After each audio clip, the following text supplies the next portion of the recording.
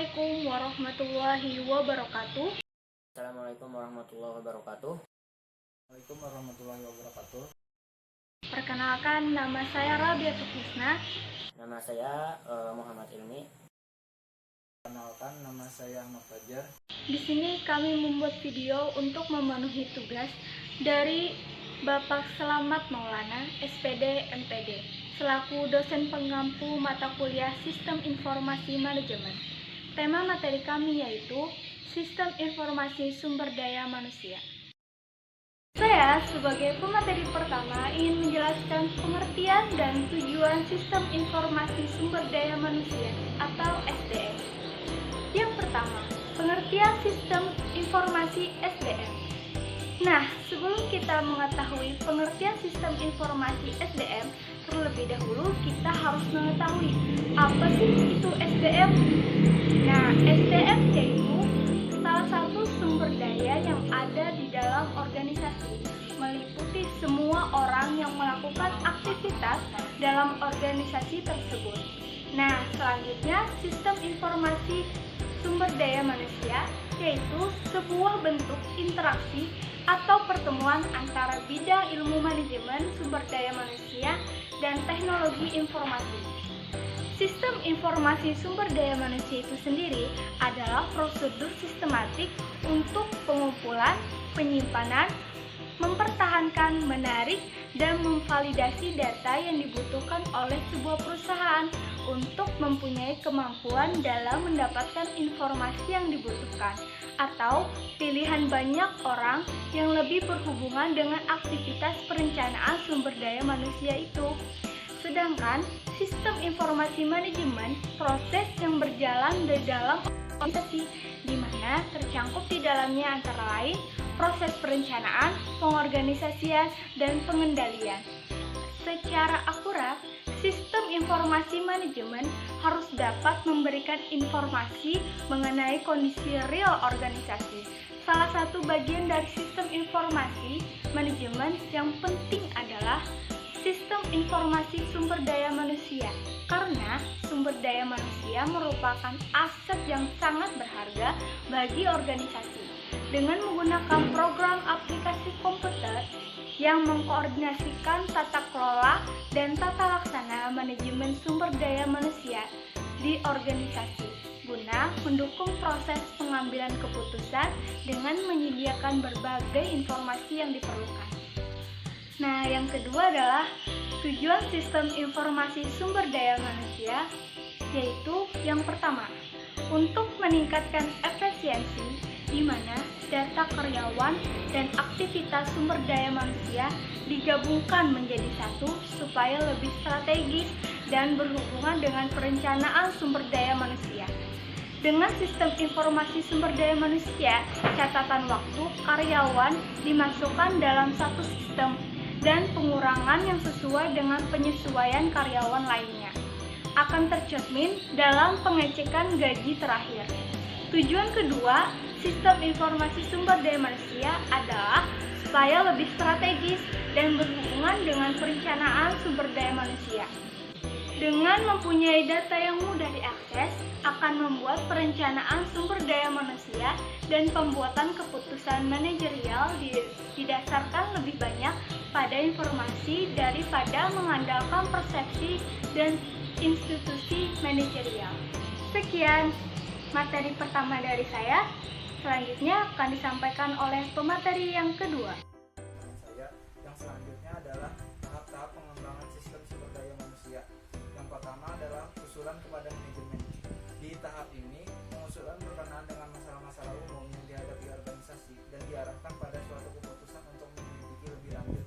Jadi di tahap awal ini kita menyelidiki dulu tentang masalah-masalah umum itu, terus ditindaklanjuti dengan menyelesaikannya. Yang kedua adalah analisis kebutuhan.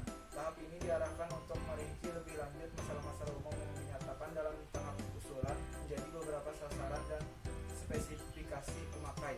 Jadi di tahap kedua ini kita lebih spesifik, artinya lebih mendalam lagi dalam menyelidiki masalah tersebut. Yang di tahap ketiga adalah spesifikasi sistem. Di tahap ini memerlukan isi isi sistem yang sebenarnya dari sudut pandang pemakai. Beberapa fungsi dasar sistem dijelaskan serinci mungkin untuk menentukan urutan kegiatan pemrosesan. Jadi di tahap ketiga ini lebih dalam lagi kita menyelidikinya agar dari masalah tadi kita dapat menyelesaikannya secara terstruktur. Yang selanjutnya adalah desain sistem. Dalam tahap desain ini, keseluruhan dirinci secara spesifik agar semua fungsi dapat diperiksa dan semua program dapat disebutkan. Perancang sistem menentukan bagaimana sistem informasi sumber daya manusia ini akan mencapai sasaran-sasaran yang dirumuskan dalam tahap spesifikasi. Jadi di tahap 4 ini kita memeriksa semua program dan perancang sistem untuk menentukan bagaimana sistem informasi sumber daya manusia ini akan kita capai rumusannya dengan spesifikasi. Yang kelima, pengembangan sistem. Program-program komputer dibuat dalam tahap ini. Fungsi-fungsi manusia ini juga dijabarkan dalam bentuk deskripsi dan spesifikasi pekerjaan. Jadi di tahap kelima ini, program-program komputer itu dibuat dalam tahap fungsi-fungsi manusia. Jadi di sini semua yang dikerjakan itu dideskripsikan di dalam komputer. Yang keenam, instalasi dan konversi. Setelah pengujian di lingkungan laboratorium berhasil, sistem informasi sumber daya manusia dipasang di lingkungan organisasi pemakai dan diuji lagi sebelum percobaan dilakukan dengan menggunakan data semu. Jadi di tahap ke-6 ini kita tuh menguji lagi apa yang telah kita lakukan tadi agar semua data tadi itu bisa lebih terbukti kebenarannya. Yang terakhir adalah evaluasi. Kerja sumber informasi sistem daya kerja sumber informasi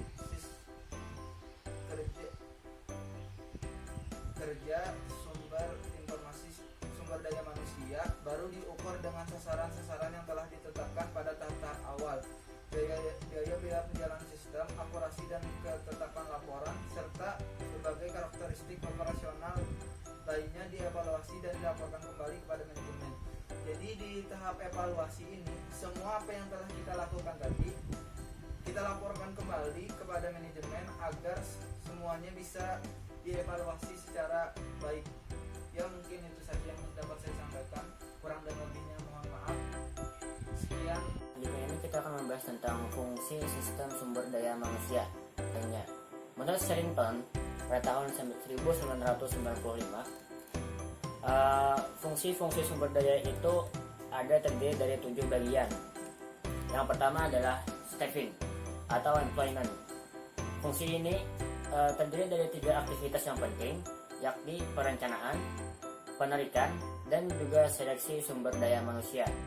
Meskipun penarikan tenaga kerja dilakukan sepenuhnya oleh Departemen Sumber Daya Manusia, departemen lain tetap terlibat dengan menyediakan deskripsi atau spesifikasi pekerjaan untuk membantu proses dalam hal penarikan.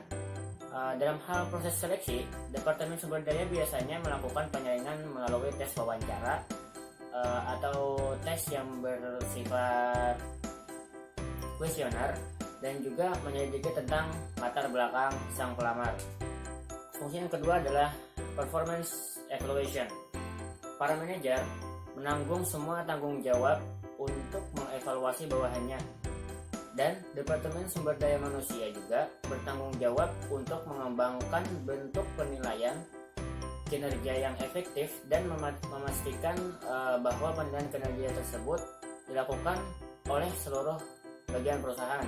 Untuk yang ketiga, compensation atau kompensasi. Dalam hal kompensasi atau reward, dibutuhkan suatu koordinasi yang baik antara Departemen Sumber Daya Manusia dengan para manajer. Para manajer biasanya bertanggung jawab dalam hal kenaikan gaji, sedangkan Sedangkan Departemen Sumber Daya Manusia bertanggung jawab untuk mengembangkan struktur gaji yang baik, sistem kompensasi yang memerlukan keseimbangan antara penyebaran dan manfaat yang diberikan kepada tenaga kerja, meliputi gaji, bonus, insentif, dan pembagian keuntungan yang diterima oleh para karyawan. Selanjutnya yang keempat adalah Training and Development Department. Sumber daya manusia bertanggung jawab untuk membantu para manajer menjadi pelatih dan penasehat yang baik bawahannya. Yang selanjutnya yaitu adalah Employee Relation. Biasanya dalam perusahaan itu memiliki sebuah serikat, yaitu serikat pekerja. Jadi Departemen Sumber Daya Manusia ini berperan aktif dalam hal negosiasi atau mengurus masalah perizinan atau persetujuan dengan pihak serikat pekerja.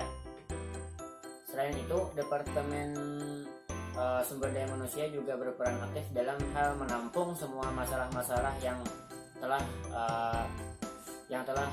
diberikan, menampung semua masalah-masalah yang telah dikeluhkan oleh para serikat pekerja maupun para pekerja-pekerja yang ada di departemen atau di perusahaan. Selanjutnya adalah Safety and Health. Fungsi selanjutnya adalah fungsi Safety and Health. Dan perusahaan itu wajib yang namanya untuk melaksanakan program keselamatan untuk mengurangi kejadian yang tidak diinginkan dan menciptakan kondisi yang sehat. Dan tenaga kerja itu perlu diingatkan secara terus-menerus tentang pentingnya keselamatan kerja. Biasanya suatu program keselamatan kerja yang efektif ini dapat mengurangi jumlah kecelakaan dan meningkatkan kesehatan tenaga kerja secara umum. Departemen Sumber Daya Manusia juga mempunyai tanggung jawab utama untuk mengadakan pelatihan tentang keselamatan kerja, mengidentifikasi dan memperbaiki kondisi yang membahayakan tenaga kerja, serta melaporkan adanya kecelakaan kerja. Yang ketujuh atau yang terakhir dari fungsi yang disebutkan oleh Sherrington, yaitu adalah personal research. Dalam usahanya untuk meningkatkan efektivitas dan efisiensi perusahaan, Departemen Sumber Daya Manusia itu melakukan analisis bukan hanya kepada suatu departemen atau manajer dan para bawahannya, akan tetapi terhadap juga masalah individualisme dan juga perusahaan, serta membuat perubahan yang sesuai. Biasanya masalah yang sering diperhatikan oleh Departemen Sumber Daya Manusia adalah tentang penyebab terjadinya ketidakhadiran dan keterlambatan karyawan, atau bagaimana prosedur penarikan dan seleksi yang baik, serta penyebab ketidakpuasan tenaga kerja. Ya mungkin itu saja yang dapat kami sampaikan.